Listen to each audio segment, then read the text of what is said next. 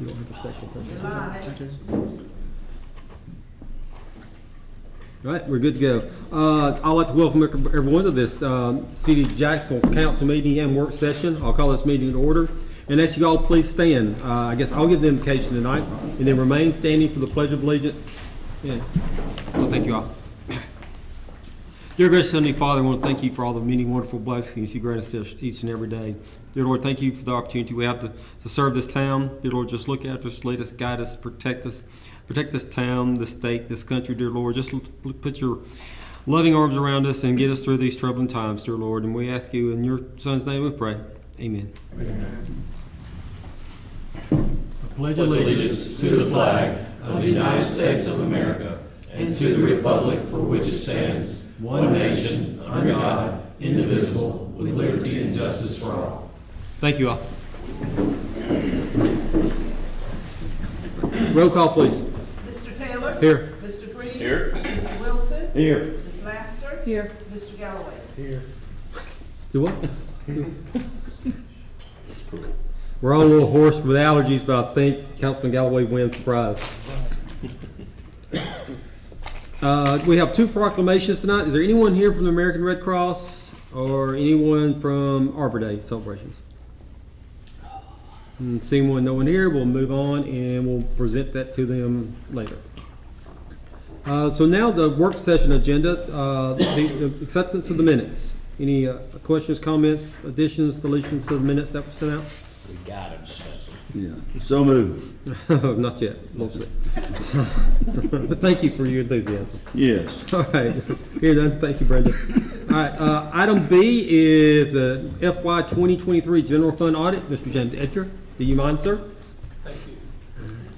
And as always, thank you for all your hard work and diligence putting this together. Well, I appreciate y'all letting me come back. I figured after Sean showed up last year to present the audit, y'all would want her to come back. That's more Well, we prefer Sean, but I mean, you'll do since. Okay.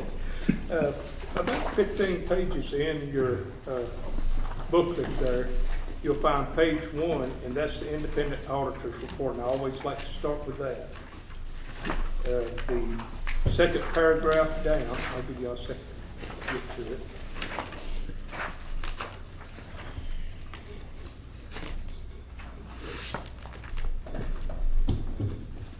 I'm going to read this is our opinion on the financial statements included in this packet. In our opinion, the financial statements referred to above present fairly, in all material respects, the respective financial position of the governmental activities, each major fund, and the aggregate remaining fund information in the City of Jacksonville, Alabama, as of and for the year ended September 30th, 2023. And the respective changes in financial position and where applicable, cash flows thereof for the year then ended in accordance with accounting principles generally accepted in the United States of America. That basically what we're stating here is that these financial statements are materially correct and there's no except fors in those. Now let's turn over to page 5. This is the city's statement of net position. This includes all the funds that are associated with the city. And the top section is your assets. And then we have a section called deferred outflows of resources. About the middle of the page is your liabilities section. Then a section of deferred inflows of resources. And the bottom section is your net position for the city. The total assets as of September 30th, 2023 was $48,758,000. Of that amount, you had a pretty good amount of liquid assets. You had cash of $14,882,000. Investments of $505,802,000.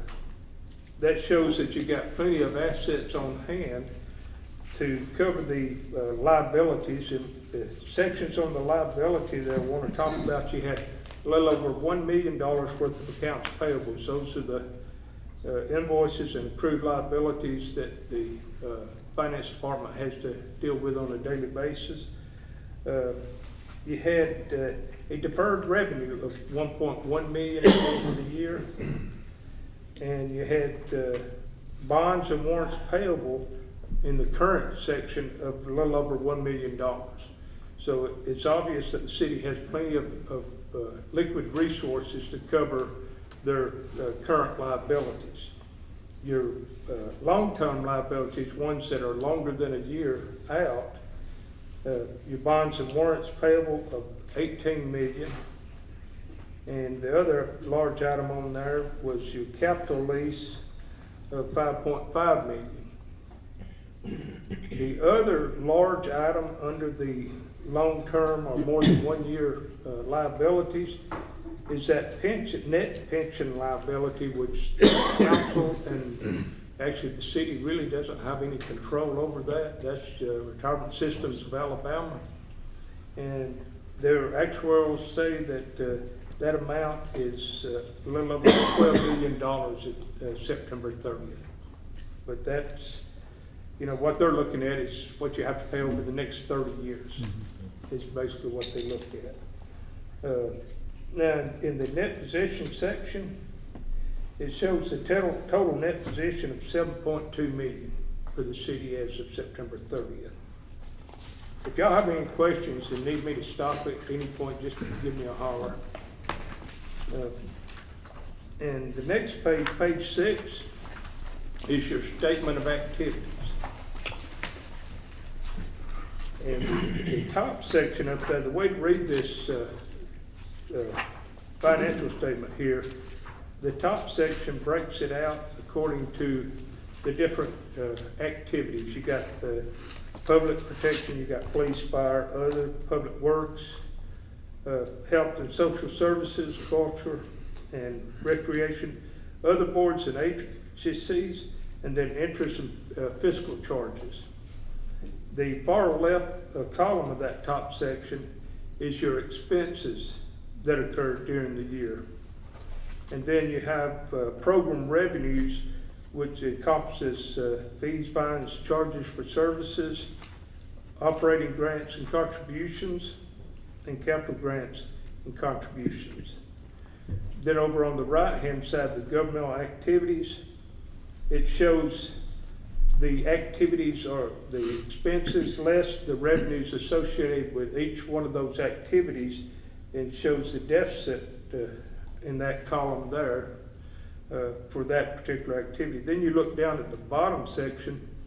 A lot of people stop me right, when I get to this point, and they say, well, how are we paying for this? We pay for it, the city pays for it through their general revenues. At the bottom down here, your sales, property, and other general purposes is by far the largest revenue source, and that's $14,679,000. And your general business license and permits is your second largest down here at $1,868,000. Then you got a variety of small amounts down there. Makes it a total of $17,331,000 that is general revenues. So your net position actually was a positive gain of $21,126. So even though you look up there at the top and see all those negative numbers, your general revenues covered all of those expenses, and you had a small amount left over. Your net position ending $12,923,000. Any questions so far? Shouldn't tell us we had $21,000 left. Somebody up here tried to spend it. What's that now? So it shouldn't tell us we had $21,000 left. Someone would try to spend it. Well, the thing about it is that 21,000 is just added to what has been accumulated over a large amount of time. And you got to remember, a lot of that is in these capital assets. Not something that you can go spend. And I think you're going to have another large capital asset that will be added to the books in the near future, I think. It's called the new city hall. Yeah, by the next report will be on there. The next time this report, it'll be over there? Yes, sir. Okay. There are two other reports that we're required to issue under government auditing standards. And if you will look back at page 60, this is the independent auditor's report on internal control over financial reporting and on compliance and other matters based on an audit of financial statements performed in accordance with government auditing standards. It's a pretty long name there. Basically what this report is that during our audit we do a look at internal controls and compliance issues. It's not a full-blown internal control audit or a full-blown compliance audit, but we do limited procedures to see if we find anything that is amiss with the city's internal controls or your compliance with laws and regulations. If you look on page 61, the top paragraph, the last sentence, well, the last two sentences, given these limitations, during our audit, we did not identify any deficiencies in internal control that we consider to be a material weakness. However, material weaknesses may exist that have not been identified. And under the compliance and other matters section, the last sentence is the results of our test reflect no instances of non-compliance or other matters that are required to be reported under government auditing standards. So as far as our internal control tests work and compliance tests work, the city did okay.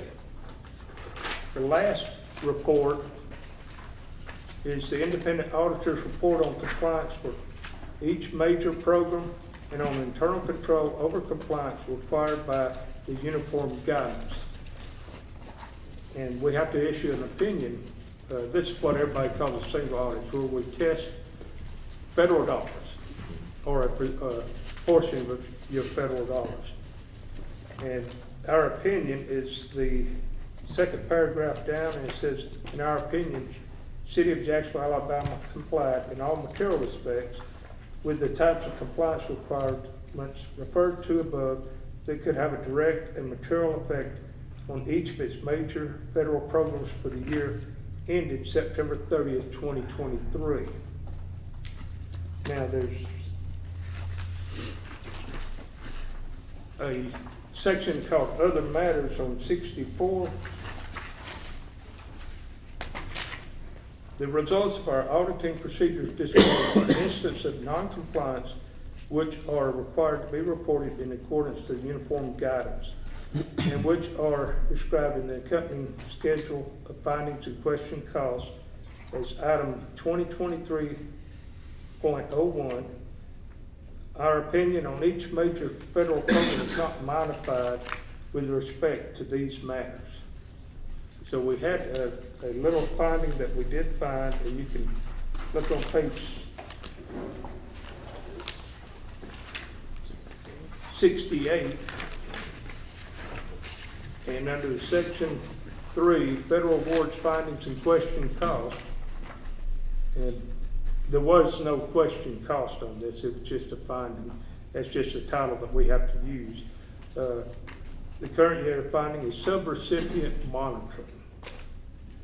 And basically, I'll let y'all read that if you want to, but basically what it was is when you take federal dollars and you pass it through the city's books and you give it to another organization to perform a task, to spend the money, there has to be a paper trail and monitoring by city personnel as far as to make sure that money is expended according to the requirements of the audit.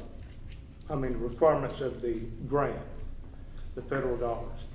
And there was a situation where some money was sent out to an outside organization. That outside organization expended the money properly, so there was no question cost or anything like that. There was just a lack of the monitoring by city personnel.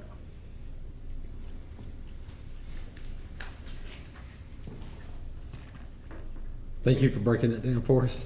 Well, you know, when I read these the way we have to do it, and I figured that if I was a layperson and read this, I wouldn't understand exactly what happened. And the good thing about it is that the city has already responded, and there's no chance that this will happen again.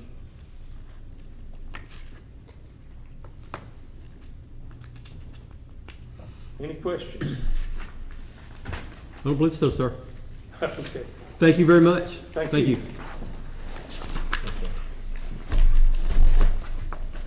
Right, next on our agenda is the T-Mobile grant. Chief Wood.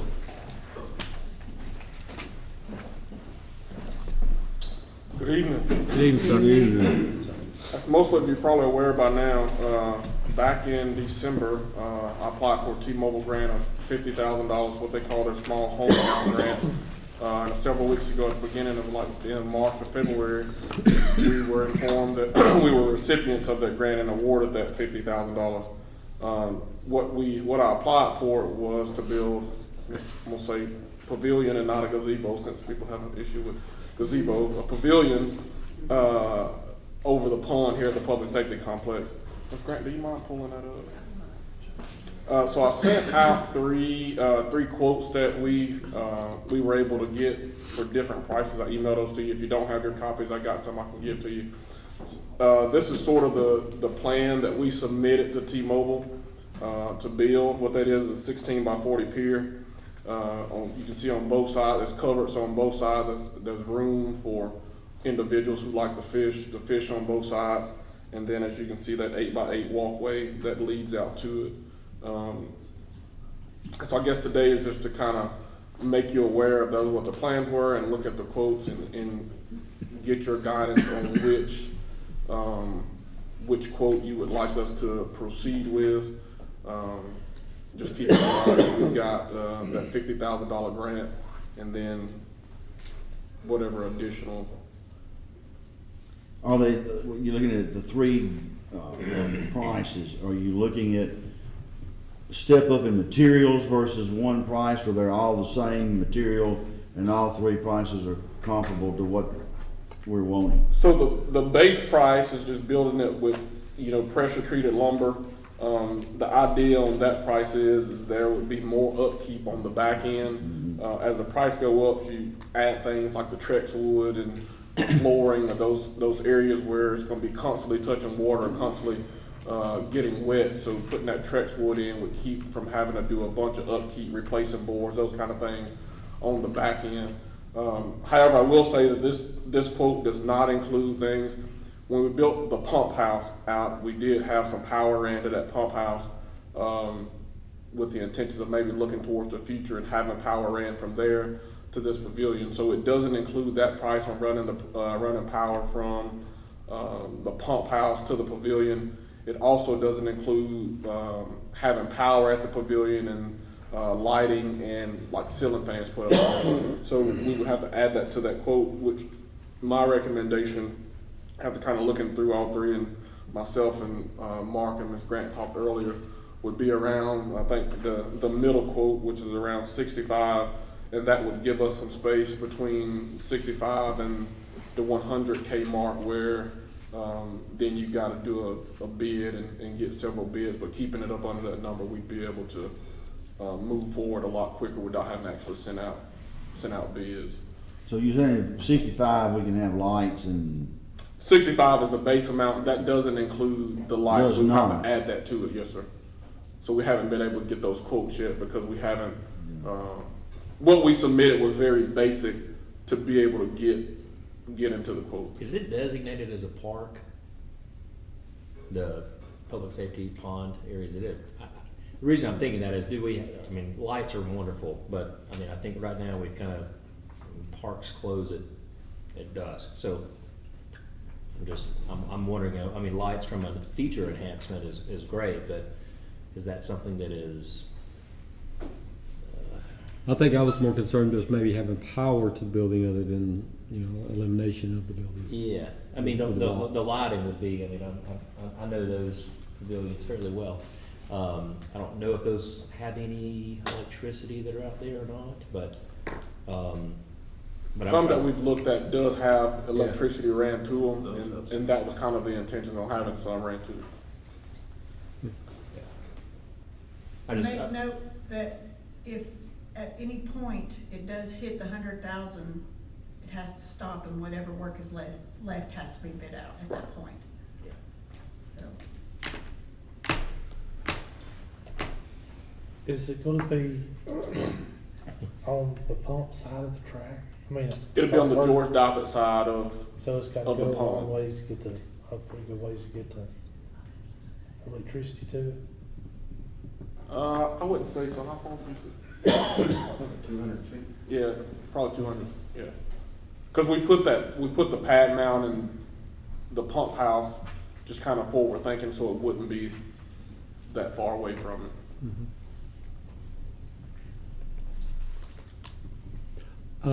It'd be a great feature, I believe, Yeah. for the pond, and thank you for applying for the grant, and thank T-Mobile for awarding us the grant. As far as design and layout, we don't have to decide anything tonight, do we? No, sir. Right. I'd say we take the information, Bert, Mark, and Scott, and make sure whatever funds we have there that are available, if we only spend, $30,000 over what we already have for a grant, because the grant was 50, Yes, sir. I think we're real ahead of the game on that, and have a real nice feature for, at a good cost. Yeah, I know, I've been out there in the summer, and, well, I mean, it's warm, so even just walking around, have a little bit of shade area to go into. And I think that from, I was saying, with a light standpoint, I just wanna make sure that are we encouraging after hours when Well, people parks? walk at night. Well, and that's it, I think walking at night, so having as much light around there for walking, but, well, you're not doing much walking inside the pavilion, but I still think some lighting would be appropriate, and needing electricity down there is not gonna be that much. And so that's one of those areas that we've got to tackle, and we're preparing to kind of submit something to you guys. So right now, the enforcement part for us as a police department is, it's only been a rule, a Parks and Rec rule, that parks close at dusk. It hasn't necessarily been a city ordinance. So we're in that phase to where we're having to judge what we can and can't enforce on, Yeah, that's right. on that portion. I'm like, well, go back and figure out, to me, if we're gonna do it, let's do it right. I mean, we need to go at least run the electricity, Well, because if you've got, even though would be properly installed walkway, some down lighting or pathway lighting, I think is almost a must. Just so that you can see if it is dark and getting out there. For us mature people, that would be very appreciated. Well, and I believe just personally, it's a no-brainer to go with the better grade materials to Yes. build. Because, once again, just working on your own deck at home, that's not overwater, that'd be a lot of maintenance. We'd be kicking that can down the road for the next council, have to constantly maintain this, that we go better materials, it'll last much longer. Oh, it's almost lifetime. The composite lumber. Alright. So I can get quotes for those other two things, running their electricity, and come back to you guys with just kind of a solid number on what it would cost to do the entire project. What about it on the drawing you have, if you have a young kid or somebody that's in a wheelchair and they wanted to fish out of that, is that gonna be accessible for them Yes, to sir. fish? Yes, sir.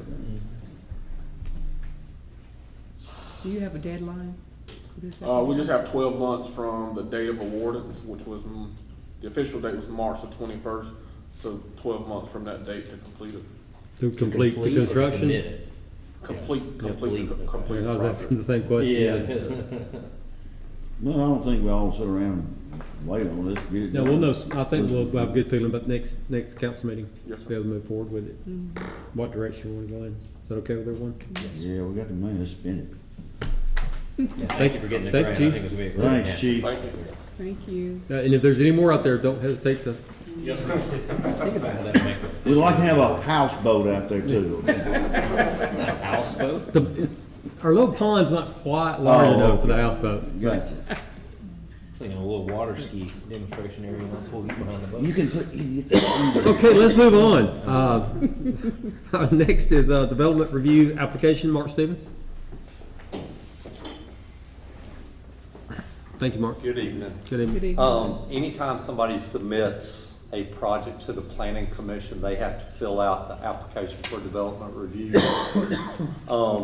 We had a meeting a week ago Friday with a developer that's doing another apartment complex. And after we got through meeting with them, we, the city staff, the mayor, and Mr. Taylor, Councilman Taylor, we sat down and just kind of talked about different aspects of development. And one thing that came out of the meeting was currently our application for development review, we recommend having a pre-application meeting.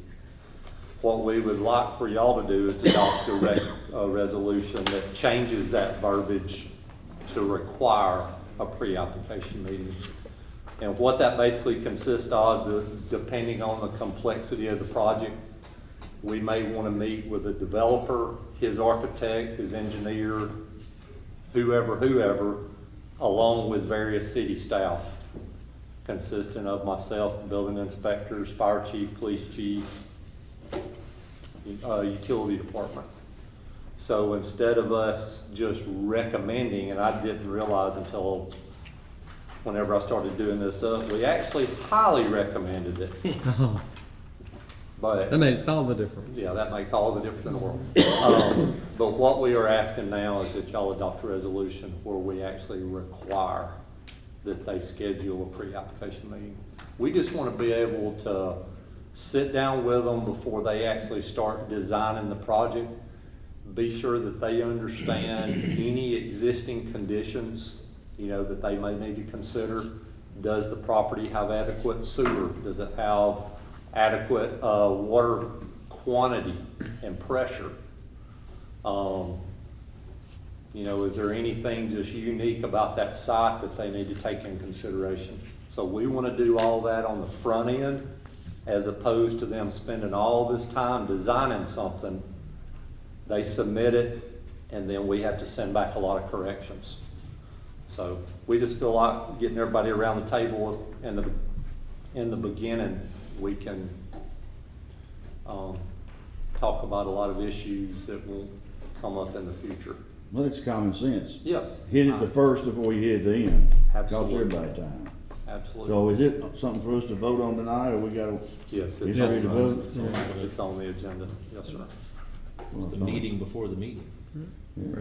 Well, and, I think that's just a good way to do business. Yeah. Better way to do business. Well, Even though if we you had could be Alex in it. forthcoming, and not that it would be a waste of any, time and effort and energy, but just to give that, hey, this is what we know, what we're aware of, And we've had projects in the past where I have actually told the developer that it's not required, but they would say, oh, it's a great idea.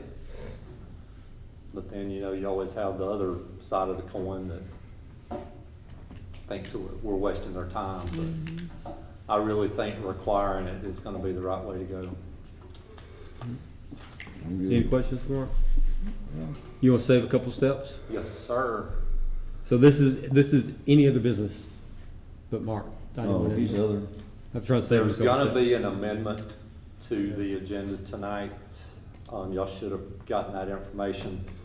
It is in regard to an easement that y'all approved, I think back in 2021, that goes across a portion of the community center property.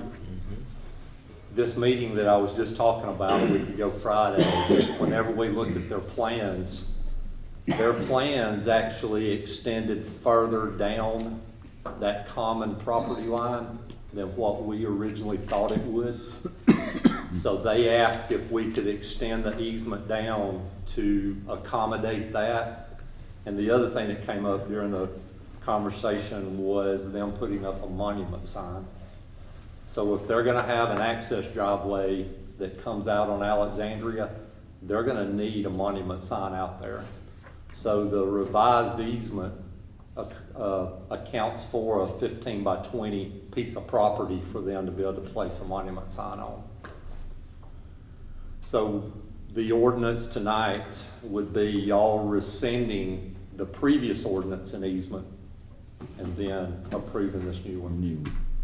Yes. And just to clarify, the easement that they needed to continue down, we thought there could possibly be some issues with the soccer field, and we're making sure that Yes. that is the develop, if you're not familiar, that's the Yeah, development we're talking Yeah, about. one of our comments was that they needed to be sure to provide some kind of fencing and landscaping to separate the soccer complex from what they're planning on And when doing. you say fencing, or who's gonna approve what that looks like? Are they just gonna throw ball? It'll be wire up? submitted. Yeah. You know? No, it's gonna be submitted. Well, the issue was, it probably can't be a solid, because an errant kicked ball, if it goes over there, they need to be able to retrieve the ball. Yeah. So it really can't build a wall. Well, that's good. I just wanna make sure it looks nice. Yeah. I mean, It you will. know, and it's practical for kids. It will. That's Anything else? all I from you? have. Thank you, Mark. Thanks. All right, any other business to come from the council? I think we have a guest that'd like to speak. Welcome. I'll let you introduce yourself. Thank you. Good afternoon to all of you and all of you sitting out here as well. I'm Shirley Millwood. I'm running for probate judge here in Calhoun County, and I got through the March 5th election, but I am in a runoff, and the next election is April 16th, which is the day after tax deadline. So hopefully that'll be a great way to remember that. I've been a lifelong resident of Calhoun County. I've been here my entire life. I went to work for lawyers back in 1997. So for the last 27 years, I've worked within a law firm somewhere. And so I worked for lawyers while I was raising my 3 children as a single mother, and I went to school in the evenings and obtained my college education. And so for those 12 years, I worked during the day, went to school in the evenings, nights, weekends, all the time, basically, just working around the clock to get it done. And I graduated from law school in December of 2008. I got my degrees at Gadsden Business College, Gadsden State Community College, Faulkner University, a bachelor's in business administration. Then I got a master's from Jacksonville State University in criminal justice, and then my Juris Doctorate from Birmingham School of Law. After I graduated law school, passed the bar, became licensed in April of 2009. In October of 2009, I went and opened my own practice out in Alexandria, where there was not a law firm there. So I'm the first lawyer to open a law firm there, and I continue to practice there today. It's been 14 and a half years that I've been in Alexandria practicing law. During my tenure as an attorney, and then even prior to being an attorney practicing law in the courtroom, I worked for lawyers, prepared cases for trial, prepared cases for the court, prepared pleadings, documents, things our clients needed to sign, all of those things that go on behind the scene. As Mr. Ray and I were talking, that's the most part of the work, is getting everything ready for trial, and then going in and trying the cases are the easier part of the job. Anyway, I've been doing that for many, many years, and the probate judge is required to oversee adoptions. The probate court has exclusive jurisdiction for adoptions. I have handled hundreds of adoption cases during my career. More recently, in the last couple of years, it's become more of a common practice and procedure to file adoptions based on implied consent. And I got first introduced to one of those cases in about 2020, and the judge appointed me as the guardian ad litem for the children in those cases. I have maintained my certification as a guardian ad litem during the time I've been practicing law as well. Anyhow, that case was very interesting and quite the learning curve, and ultimately went up on appeal, and we got about a 66-page opinion back in October of 2022, which was a landmark case moving forward regarding implied consents and adoption cases. I'm very familiar with adoptions. Estate administrations, preparing wills. I've drafted thousands of wills, powers of attorneys, and wills for clients over the years. I've handled hundreds of estate administration cases in the probate office, in the probate court. In fact, I still have cases pending today that I handle. I'm very knowledgeable with that aspect as well. One of the other duties as mental health commitments. When I first started practicing law, I used to get appointed by the judge to serve as the guardian ad litem for the respondents, who are the persons who are alleged to be mentally ill. I did that for many years until my practice just got too busy. When the judge would call for an appointment, I just didn't have that time to run down at that hearing.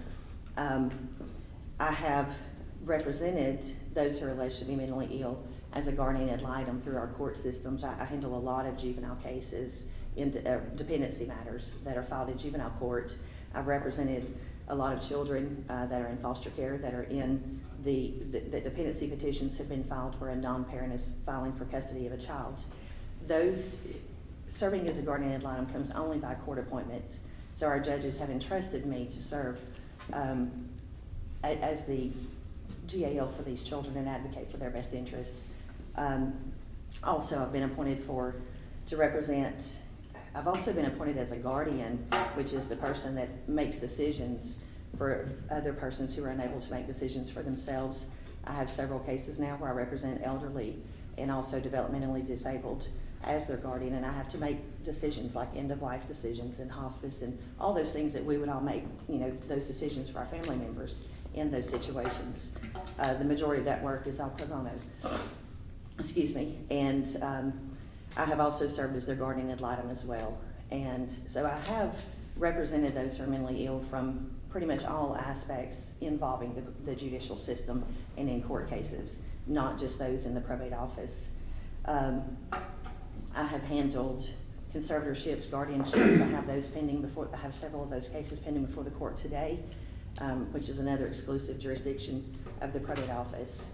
I know I'm probably forgetting one or two, but anyway, pretty much all facets of the probate judge's duties, I have been involved in those capacities. And so I have the experience, the knowledge, and expertise to come in and be able to take over and handle those cases and not need any on-the-job training. I've had that for the last 26 years. I have 3 children. I have, one is in heaven, 2 are here with me. I have a blend of 10 grandchildren, and they all attend Calhoun County schools. And my children attended, and my grandchildren attend Calhoun County schools, so we're actively involved. And I'm G-Mom, by the way, just not grandmother, I'm G-Mom.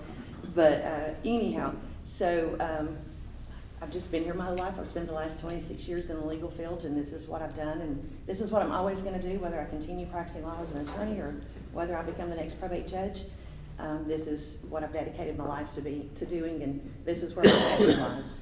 I've been very involved in community activities. I do a lot of volunteer work. In fact, Saturday morning I was up here at JSU helping to build beds at the Sleep in Heavenly Peace. And I've actually had children I've represented that have benefited from that project, so it's very near and dear to my heart. But anyway, and I've been a coach's wife. I understand what it's like to be a team player. I understand what it's like to be a team leader. I understand what it's like to work together with everyone. And I also understand that it takes a village and it takes a team to make things come together and happen. I'm here. I'm asking for your support April 16th and asking for your vote, and I will answer any questions that you have. What do you do in your spare time? Well, I have very little spare time, but when I do, I like to spend it with my grandkids. Impressive resume. Thank you. Usually on the lake. Yeah. So, correct me if I'm wrong, but you are running for the position that Judge Martin decided not to run. Is that correct? That is correct. So, can you sing? I cannot sing. I can sing, but no one probably wants to hear me sing. I mean, she's got tough shoes to fill. Plus, not her years on the bench, but her voice also. So. Absolutely. I was talking to my friend Jean, who owns the music box downtown, and I said, I guess maybe I need to come in and take my piano lessons now, so at least I have some sort of musical talent I can offer. Anything? Wish you all the best. Thank Yeah, you. thank you, ma'am. Thank you. I appreciate that. Good luck. Thank y'all for having me. Yes, ma'am. Any other business? Hearing none, we'll take about a 5-minute break, and we'll get started back. Thank you all.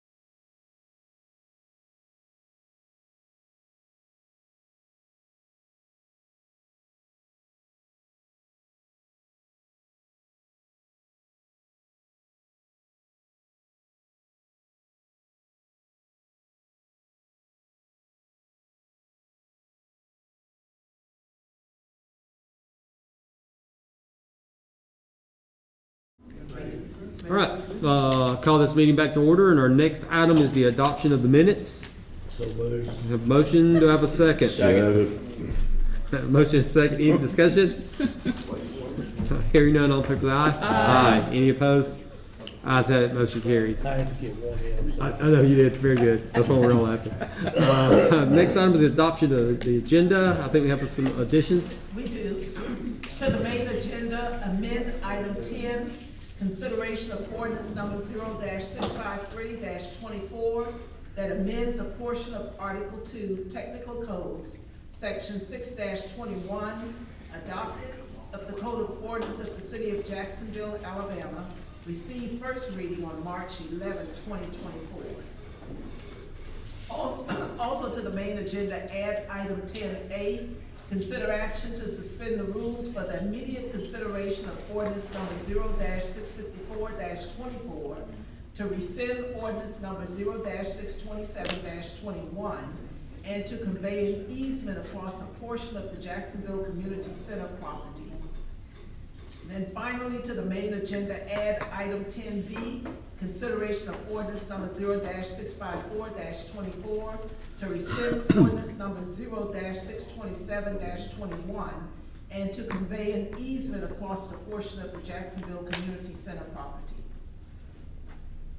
Thank you, ma'am. Do I have a motion to accept the So agenda moved. as amended? Have a motion, do I have a second? Second. Motion is second, any discussion? Hearing none, all in favor say aye. Aye. Any opposed? Ayes have it, motion carries. Now is the time for public comments concerning any agenda item. Any agenda item. This will be the time you can address the council. Seeing no one come forward, we'll move on to item 10. Consideration of ordinance number 0-653-24 that amends a portion of Article 2 Technical Codes, Section 6-21, adopted of the Code of Ordinances of the City of Jacksonville, Alabama, received first reading on March 11, 2024. So moved. Have a Second. motion, do I have a second? Motion and second, any discussion? Hearing none, all in favor say aye. Aye. Any opposed? Ayes have it, motion carries. Item 10A. Consider action to suspend the rules for the immediate consideration of ordinance number 0-654-24 to rescind ordinance number 0-627-21 and to convey an easement across a portion of the Jacksonville Community Center property. And I need to read that entire resolution, entire ordinance. Not for Ordinance this number one. Is it- We're just suspending the rules on this one. You read it on the next. The one. next, the Okay. next. All right, so we're ready. Do I have a motion? So moved. A motion and a second. Any discussion? Roll call, please. Mr. Taylor? Yes. Mr. Green? Yes. Mr. Wilson? Yes. Ms. Laster? Yes. Mr. Galloway? Yes. Item 10B. Consideration of ordinance number 0-654-24, rescinding ordinance number 0-627-21, and to convey an easement across a portion of the Jacksonville Community Center property. And the ordinance number 0-654-24, an ordinance to rescind ordinance 0-627-21, and to convey an easement across a portion of the Jacksonville Community Center property. Whereas the City of Jacksonville, Alabama has determined that ordinance 0-627-21 that conveyed an easement across a portion of the Jacksonville Community Center property needs to be rescinded in order to update the easement grantee, dimension and use. And whereas said easement was recorded in deed book 3279, pages 832-835, in the office of the probate judge of Calhoun County, Alabama. And whereas the easement grantee associated with ordinance 0-627-21 was Pierce Properties of Alabama, Bill Pierce, owner, and whereas Pierce Property of Alabama has sold the property to Centennial Homes LLC, Alan Howard, manager. And whereas the multifamily residential development planned by Centennial Homes LLC requires that the easement dimensions and use be updated, Now therefore be it ordained by the City Council of the City of Jacksonville, Alabama as follows. Section 1, the City of Jacksonville, Alabama hereby rescinds ordinance 0-627-21 in whole.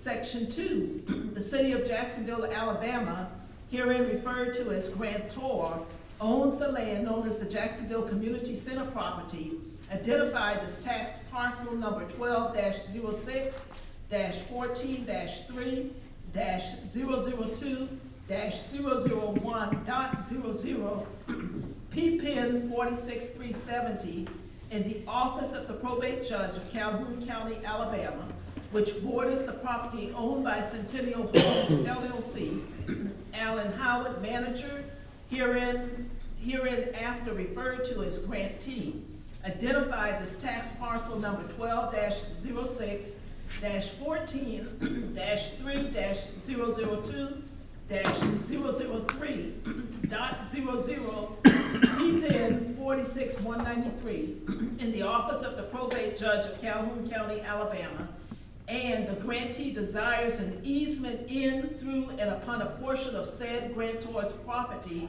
for the construction, installation, and maintenance of a driveway, utilities, and a monument sign that will serve as a multifamily residential development on the grantee's property, and that the grantor conveys to the grantee an easement as per the attached survey plat, Exhibit A, and general easement form corporate, and the mayor and city clerk are authorized to execute for and on behalf of the city all documents necessary for said conveyance. In section 3, the ordinance shall become effective immediately upon its publication, one time in the Anderson Star, a newspaper of general circulation published in the city of Jacksonville, Alabama, and the city clerk is hereby ordered and directed to cause a copy of this ordinance to be published in said newspaper. Passed and adopted this, the 25th day of March 2024. It will be signed by the council members, approved by Johnny L. Smith, mayor, and attested by Brenda Long, city clerk. Thank you very much. You're very welcome. She fought through it and won. Thank you, ma'am. Do I have a motion? So moved. Do I have a second? Second. Any discussion? Hearing none, roll call, please. Mr. Taylor? Yes. Mr. Green? Yes. Mr. Wilson? Yes. Ms. Laster? Yes. Mr. Galloway? Yes. You need a moment? I think I'm okay. Go ahead. Take a deep breath. Item 11. Okay, so, we're on 11? Yes, ma'am. Okay. Consider action to accept the bid report for bid number 24-05 and approve resolution number R-2204-24, awarding bid number 24-05 to Rev Construction for JPWP number 23-116, hospital lift station, and sewer line repairs per the attached. Hmm? So moved. Motion, do I have a second? Second. Motion and second. Any discussion? Hearing none, all in favor say aye. Aye. Any opposed? Ayes have it, motion carries. Item 12. Consideration of resolution number R-2205-24 regarding required pre-application meeting for the application for development review. So moved. Second. Have a motion and a second. Any discussion? Hearing none, all in favor say aye. Aye. Any opposed? Ayes have it, motion carries. Item 13. Consider action to authorize the mayor to sign the professional services agreement with Dunn's Cleaning Services for the new City Hall building per the attached. So moved. Second. Motion in 2 seconds. Any discussion? Hearing none, all in favor say aye. Aye. Any opposed? Ayes have it, motion carries. Item 14. Consider action to authorize the mayor on behalf of the Waterworks Gas and Sewer Board to sign the 2024 Public Awareness Program Agreement with Intertech per the attached. So So moved. moved. Second. A motion and second. Any discussion? Hearing none, all in favor say aye. Aye. Any opposed? Ayes have it, motion carries. Item 15. Consider action to accept the FY 2023 General Fund Audit as presented by Egger and Associates per the attached. So moved. A motion, do I have a second? Second. Motion and second. Any discussion? just thank you all for all the hard work you put in to getting the budget and everything together. That one little hiccup is if that's all we have to worry about, they're doing a great job. So thank you all for that. Takes part of that. Anything else? Right, any further discussion? All in favor say aye. Aye. Any opposed? Ayes have it, motion carries. Item 16. Consider action to approve the charge off account for the Waterworks Gas and Sewer Board for the period August 10th, 2023 through January 10, 2024, per the attached. So moved. We have a motion, do I have a second? Second. Motion and second, any discussion? Hearing none, all in favor say aye. Aye. Any opposed? Ayes have it, motion carries. Item 17. Consider action to approve Tony K. Taylor as voting delegate for the Alabama League of Municipalities annual business meeting on May 17, 2024, and Terry Wilson as first alternate and Andrew Green as second alternate per the attached. So moved. Second. We have a motion and second, any discussion? Hearing none, all in favor say aye. Aye. Any opposed? Ayes have it, motion carries. Item 18. Consider action to approve the employment of the following. Ms. Sydney Michael Pointer, part-time substitute firefighter EMT, range 11, effective upon compliance with ordinance number 273 due to the termination of Dustin Trammell. Item B is Sean Michael James Jones, part-time substitute firefighter EMT, range 11, effective upon compliance with ordinance number 273 due to the resignation of Matthew Hooper. So moved. I have a motion, do I have a second? Second. Motion and second, any discussion? Hearing none, all in favor say aye. Aye. Any opposed? Ayes have it, motion carries. Item 19. Consider action to approve the transfer of the following. Kim Clerk, Planning and Building Clerical Assistant, range 7, effective March 27, 2024. Kim was currently Receptionist Clerical Assistant. So moved. I have a motion, do I have a second? Second. Motion and second, any discussion? Hearing none, all in favor say aye. Aye. Any opposed? Ayes have it, motion carries. Item 20. Consider action to accept the retirement notification of the following. Michael Tedder, Police Officer, effective May 1, 2024. So moved. Second. We have a motion and second, any discussion? Hearing none, all in favor say aye. Aye. Any opposed? Ayes have it, motion carries. Consent agenda. Item 21, budget amendments. Item 22, purchases over $7,500. Item 23, request to attend conference training with costs exceeding $1,000. So moved. Second. A motion in 2 seconds. Any discussion? Hearing none. All in favor say aye. Aye. Any opposed? Ayes have it. Motion carries. Okay, item 24. Item 24 is public comments on any general items. Anyone who'd like to address the council, this is time to do so. Seeing no one come forward, we'll move on to council member remarks. Any remarks? I know since the last time we were able to gather here, the Jacksonville City Board of Education entered into contract negotiations with Dr. Michael Barber. And thank you so much for your attention that you have given to this council. I think ever since you came in the interim role, you've been active and engaged here, and thank you for that. And congratulations as those continue. And look forward to having you lead all of the faculty staff, but most importantly the students at Jacksonville City Schools. And I know we'll get the chance to work over the next year, and look forward to doing that, Michael Barber. Thank you. Congratulations. Thank you. Anything else? Anyone else? All right, we'll move on. I'm assuming Ms. Burke, you've got mayor's report? Thank you, ma'am. Okay, so just a reminder, Friday is Good Friday. City offices will be closed on that date. Then you see this one before, save the date. Jacksonville City Hall open house happens on Sunday, April the 7th, from 2 o'clock to 4 o'clock p.m. There will be light refreshments served. And then finally, on April the 13th, 2024, this is the Take Pride in Jacksonville Day. It will happen this time at the new City Hall. Just be prepared, 8 o'clock, we'll meet there, and we'll be there from 8 until 12. We'll be working to help clean up our city. So looking forward to volunteers coming out and helping us get that done. Thank you, ma'am. Is there any other business needs to come before the council? Hearing none, motion to adjourn. So moved. A motion, do I have a second? Second. Motion is second. Any discussion? Hearing none, all in favor say aye. Aye. Any opposed? Ayes have it, motion carries. Thank you all for being here. Have a great night. Be safe.